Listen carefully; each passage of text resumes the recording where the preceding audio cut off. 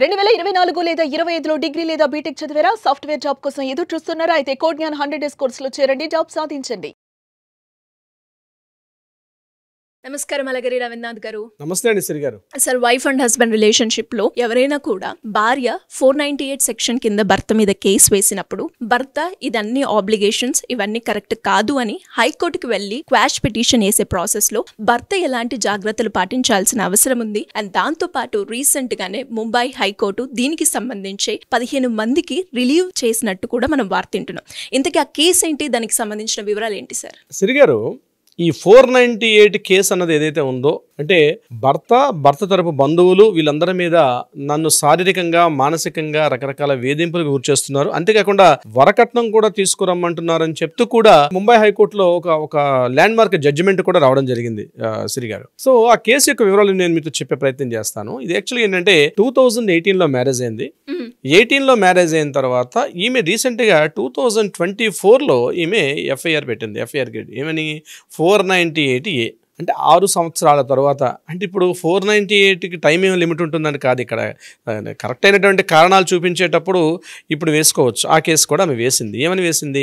నా భర్త తరపు ఉన్నటువంటి బంధువులు, అంతేకాకుండా నా భర్త దగ్గర పనిచేస్తున్నటువంటి వర్కర్స్, స్టాఫ్, ఇలా ఒక పెద్ద లిస్ట్ ప్రిపేర్ చేసి ఒక 15 మంది యొక్క లిస్ట్ని చేస్తూ ఆమె దగ్గరగా ఉన్నటువంటి ఒక ఫ్యామిలీ కోర్టులో కేసు వేయడం జరిగింది. ఈ 498A కేసు. దీన్ని ఎఫ్ఐఆర్ తీసుకున్నారు. ఎఫ్ఐఆర్ తీసుకున్న తర్వాత ఇమ్మీడియట్గా అది కోర్టులోకి వెళ్ళిన తర్వాత కూడా దీనికి సంబంధించి మాట్లాడుకోవడం జరిగింది. అయితే ఇక్కడ ఇతను ఏం చేశాడు, భర్త ఈ కేసుకు సంబంధించి బాంబే హైకోర్టుకి వెళ్ళాడైనా. ఇది చాలా అన్యాయంగా పెట్టింది ఈమె, అసలు ఎక్కడ మా కారణాలు లేవు అని చెప్తూ. అంటే ఇక్కడ భార్య ఏం చేసింది అంటే చిన్నటువంటి జనరిక్ కాజెస్ అనమాట. అంటే ఇంట్లో ఉన్నటువంటి చిన్నపాటి తగాదాలు, ఇంట్లో చిన్న మాట పట్టింపులు, ఎందుకు రాలేదు, ఎందుకు చేయలేదు. కోర్టు ఇవన్నీ వినడం చాలా కష్టం అండి. ఎంత దారుణంగా ఉంటుందంటే ఈ డిస్కషన్స్ చేసేటప్పుడు జనరిక్ కాజెస్ని కోర్టు కూడా పట్టించుకోదు. మీరు కోర్టు దాకా ఎందుకు, అట్లీస్ట్ పోలీస్ స్టేషన్కి వెళ్తే కూడా, ఏదో మామూలుగా వచ్చిన పోలీస్ స్టేషన్కి వెళ్ళేటప్పుడు కూడా ఆడవాళ్ళు పేపర్లు పట్టుకుని బయటకు నిలబడి ఉంటారు. ఆల్మోస్ట్ నేను ఇటీవల కాలం చాలా ఎక్కువైన తర్వాత వెళ్ళిన తర్వాత వాళ్ళు చెప్పేవి ఏంటంటే, నన్ను మా ఆయన సరిగ్గా చూసుకోవట్లేదు, నన్ను పలానా రోజు కొట్టాడని, నన్ను పలానా రోజు తిట్టాడని చెప్పి ఇవే ఉంటాయి అక్కడ. వాళ్ళు విని ఆ పోలీస్ వ్యక్తులు కూడా నిజంగా మనం 2 చేతులు ఎత్తి దండం పెట్టుకోవాలి. ఎందుకంటే రోజు లేసి ఇవే కేసులు వాళ్ళు వింటూ ఉంటారు. ఆ చెప్పమ్మా ఏం జరిగింది, ఏం చెప్పు ఇమీడియట్గా అని చెప్పి వాళ్ళు ఫైల్ చేసుకోవడం, ఇమీడియట్గా మళ్ళీ వెంటనే దగ్గరలో ఉంటే వాళ్ళని ఫోన్ చేసి పిలిపిస్తారు, దూరంగా ఉంటే వాళ్ళు మళ్ళీ ఒక టైం చెప్పి ఆ టైంలో పిలిపించి చేయడం కూడా జరుగుతుంది. ఇదే వ్యవహారం కోర్టులో కూడా ఉంటుంది. బట్ వీళ్ళు ఇక్కడ తలకు మాల్సిన భారం ఎలా ఉంటుందంటే, ముఖ్యంగా ఈ పోలీస్ డిపార్ట్మెంట్ వాళ్ళకి కూడా దీని మీద పిలిపించడం, ఎంక్వైరీ చేయడం, అది జరిగిందా లేదా. అక్కడ వాళ్ళు చెప్పేవి ఇందులో 90% ఆఫ్ అలిగేషన్స్ ఏవైతే చేస్తారో అవన్నీ కూడా జనరిక్ అలిగేషన్స్ అనమాట. సో ఇక్కడ కోర్టులో కూడా పలానా రోజు నాకు ఆయన తిట్టాడు, పలానా రోజు నాకు కొట్టాడని చెప్పి, ఇక్కడ కోర్టు ముందుకు వెళ్ళేటప్పుడు మనం గుర్తుపెట్టుకోవాల్సిన ప్రతి ఒక్కరు కూడా 498A చేస్తే, ఉదాహరణకి పలానా సోమవారం నాడు ఉదయం 9:30 నేను ఇంట్లో పని చేసుకుంటుంటే మా హస్బెండ్ ఇలా వచ్చి దురుసుగా ప్రవర్తించాడు, ఈ రకంగా కొట్టేటప్పుడు నాకు ఒక గాయం తగిలింది, ఈ గాయానికి నేను పక్కంటి బామ్మగారు పిలిచారు, బామ్మగారు నన్ను తీసుకొని కూడా హాస్పిటల్కి వెళ్ళాము, హాస్పిటల్కి వెళ్ళేటప్పుడు మా ప్రిస్క్రిప్షన్. ఇది ఇంత క్లియర్గా ఉండాలి. మనం ఏదైనా అలిగేషన్ పెడుతున్నాం, ఏదైనా మనం భర్త మీద చెప్తున్నాం అంటే 498లో పెట్టి ఇంత క్లియర్గా ఉండాలి. కోర్టులో కూడా ఆర్గ్యుమెంట్ జరిగేటప్పుడు కూడా, ప్రాసిక్యూషన్ చేసేటప్పుడు కూడా క్లియర్ కట్గా ఉండాలి. అంటే జనరల్గా వింటారంటే, జనరల్గా మమ్మల్ని తిట్టాడండి, మమ్మల్ని కొట్టాడు సార్, ఆ రకంగా తిట్టాడు, నన్ను కాలుతో తన్నాడు, నన్ను కొట్టాడు, నన్ను జుత్తు పట్టుకుని ఇచ్చి కొట్టాడు, నన్ను తీసేసాడంటే అది చెప్తే అలా కుదరదు. దానికి సరైనటువంటి కారణాలు చెప్పాలి. ఇక్కడ ఎఫ్ఐఆర్లో మనం ఏదైనా రాసి ఉంటాం, ఛార్జ్ షీట్ ఒక రకంగా ఫైల్ ఉండొచ్చు, కానీ జడ్జి గారి ముందు మనం ఏం మాట్లాడతాం అన్నదే బేస్ పాయింట్ తీసుకుంటారు.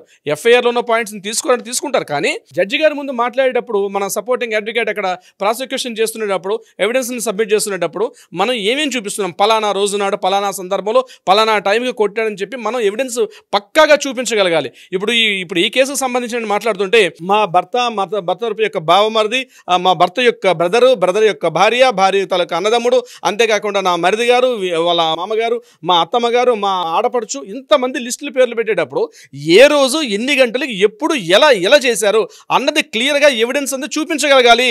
అది చూపించలేనప్పుడు అవుతుందంటే అది జనరిక్ అలిగేషన్స్. ఇంట్లో భార్య భర్తను కొట్టుకుంటారు, తిట్టుకుంటారు, భార్యాభర్తలు కాస్త తిట్టుకుంటారు, అది పాయింట్ కాదు అక్కడ. సో భార్యాభర్తల మధ్య సహేతుగా కారణం చూపించగలగాలి, అంటే ప్రాపర్ ఎవిడెన్స్ సబ్మిట్ చేయగలగాలి. పలానా రోజు కొట్టాడు, పలానా టైంకి కొట్టాడు అంటే అట్లీస్ట్ వాళ్ళు అవునండి ఇప్పుడు అపార్ట్మెంట్లో గొడవైంది, అపార్ట్మెంట్లో గొడవ అయితే అవును కరెక్టే నేను చూశానని చెప్పి ఇరుగు పొరుగు వాళ్ళు కింద ఉన్న వాళ్ళు మాట్లాడాలి.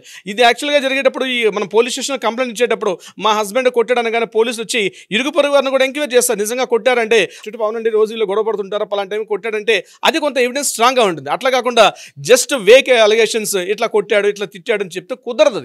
ఇదే ఈ కేసుకు సంబంధించి కూడా జరిగింది. ఇక్కడ ఈవిడ ఏం చేశారు, ఒక 4 పేజీ లిస్ట్ రాశారు, పలానా కొట్టాడు తిట్టాడని చేసుకుంటూ. కానీ ఇక్కడ ఒక్కొక్కరిని చూసేసరికి ఏమైందంటే ఆర్గానిక్గా కనిపించట్లేదు, అక్కడ సాలిడ్గా ఎవిడెన్స్ లేకపోయింది. అందుకని బాంబే హైకోర్టు ఏం చేసిందంటే ఇతను క్వాష్ పిటిషన్ ఎప్పుడైతే బాంబే హైకోర్టులో వేసాడో 15 మందిని కూడా ఒకేసారి రిలీజ్ చేసి కూడా బాంబే హైకోర్టు తీర్పు ఇచ్చేసింది. ఒక భర్తను మాత్రం ఇంకా 498 నుంచి రిలీజ్ చేయలేదు. మిగిలిన వాళ్ళ బంధువర్గాన్ని అదేవిధంగా అందరు పనిచేసిన స్టాఫ్ అందరినీ కూడా రిలీజ్ చేసేసారు. దాని గురించి ఇంకా వాదోపాదాలు అవుతున్నాయి. అంటే ఇక్కడ నేను ఎందుకు ఈ విషయం తెలియపరుస్తానంటే ఒకసారి మనం క్వాష్ పిటిషన్కి వెళ్ళేటప్పుడు ఇంత పెద్ద మొత్తంలో 15 మంది మీద ఒకేసారి రావడం అంది ఇటీవల కాలంలో నాకు తెలిసి ఇదే కేసు. దీన్ని సుప్రీంకోర్టు కూడా సుప్రీంకోర్టు జడ్జిమెంట్స్ని కూడా దీపికా వర్సెస్ సమ్ కేసెస్ ఉంటాయి, ఆ కేసెస్ ఎగ్జాంపుల్స్ కూడా తీసుకొని ఇక్కడ బాంబే హైకోర్టు క్లియర్గా ఇచ్చింది. మీరు ఎవరి మీద అయితే అలిగేషన్స్ పెట్టారో, మీరు ఎవరి మీద అయితే మీరు కంప్లైంట్స్ పెడుతున్నారో వాళ్ళ మీద మీరు ప్రూవ్ చేయలేకపోతున్నారు. జస్ట్ వేగ్గా ఉన్నాయి, జనరిక్గా ఉన్నటువంటివే.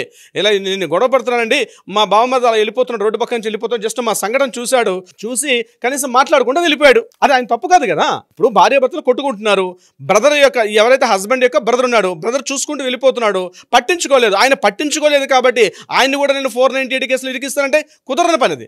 ఆయన ఎందుకు పట్టించుకోలేదు, నాకు ఎందుకులే విషయం అనుకున్నాడు ఆయన. సో ఆయన పట్టించుకోలేదు కాబట్టి ఆయన మీద కూడా నేను కేసు పెడతా. లేకపోతే ఇంట్లో ఆడపడుతుంది, ఆవిడ అదే టైంకి పాపం పిలిచారని చెప్పి వచ్చింది. వచ్చేసరికల్లా ఇద్దరు గొడవ పడుతున్న సమయంలో ఆమె ఇన్వాల్వ్మెంట్ కాలేదు. ఇన్వాల్వ్మెంట్ నాకు ఎందుకు వచ్చిన గొడవ అని చెప్పి ఆమె వెళ్ళిపోయింది. మా ఇంటికి ఆవిడ కేవలం గొడవ పడడానికి వచ్చింది, కేవలం చూసింది, వాళ్ళ బ్రదర్కి సపోర్ట్ చేసింది, కానీ నాకు మాత్రం సపోర్ట్ చేయలేదు కాబట్టి ఆవిడని కూడా అందులో ఇరికిస్తా అని కేసులు పెడతారు. సో ఇట్లాంటివి రేపు ప్రాసిక్యూషన్ చేసేటప్పుడు మనకు దీంట్లో వెళ్ళేటప్పుడు ప్రాపర్ ఎవిడెన్స్ లేకపోతే వీటిని పట్టించుకునే అవకాశం ఉండదు. దీనికి బెస్ట్ ల్యాండ్ మార్క్ ఎగ్జాంపుల్ ఈ 15 మందికి ఏదైతే అక్కడ బాంబే హైకోర్టు రిలీఫ్ ఇచ్చిందో ఆ రిలీఫ్ దీన్ని బెస్ట్ ఎగ్జాంపుల్గా తీసుకోవచ్చు. సో 498 పెట్టేటప్పుడు జాగ్రత్తగా పెట్టాలి. ఇప్పుడు మనం చెప్పిన మాట్లాడిన కంటెంట్ ప్రకారం 2 విషయాలు గుర్తొస్తాయి. ఒకటి 498 ఎవరి మీద మనం పెడుతున్నామో ప్రాపర్ సాలిడ్ ఎవిడెన్స్ అనేది ఉండాలి. ఆ ఎవిడెన్స్ కూడా ఏదైతే అది క్రూయల్టీ కిందకి రావాలి.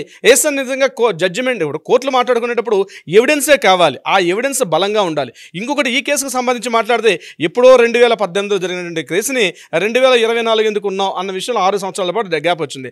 6 సంవత్సరాల గ్యాప్ అంటే మధ్యలో 2 years పాటు కరోనా అని అదని ఇదని తీసేసిన మిగిలిన 4 years ఎందుకు ఉన్న పోనీ 4 years కలిసి ఉన్నారా, ఎవరెవరు ఎక్కడెక్కడ ఉన్నారు అంటే చూడండి. క్రూయల్టీ కావాలని భర్త తరపు బంధువులు మాత్రమే వాళ్ళని వేధింపులకు గురి చేయాలని దానికి ఈ 498 సెక్షన్ వాడుకుంటారంటే కుదరదు అని చెప్పి ఈ 15 మంది రిలీఫ్ చేస్తూ బాంబే హైకోర్టు ఒక ల్యాండ్ మార్క్ జడ్జిమెంట్ అయితే ఇవ్వడం జరిగింది. శ్రీ గారు. ఎస్ సార్, మీరు అన్నట్టుగానే ఈ మధ్య కాలంలో మనం చూసుకుంటే ఎక్కువగా 498 సెక్షన్ కింద ఎంతో మంది భర్తలు అయితే బలైన విషయం మనకి తెలిసిందే. దానికి సంబంధించి వీడియోస్ కూడా మనం ఎన్నో చేసాం.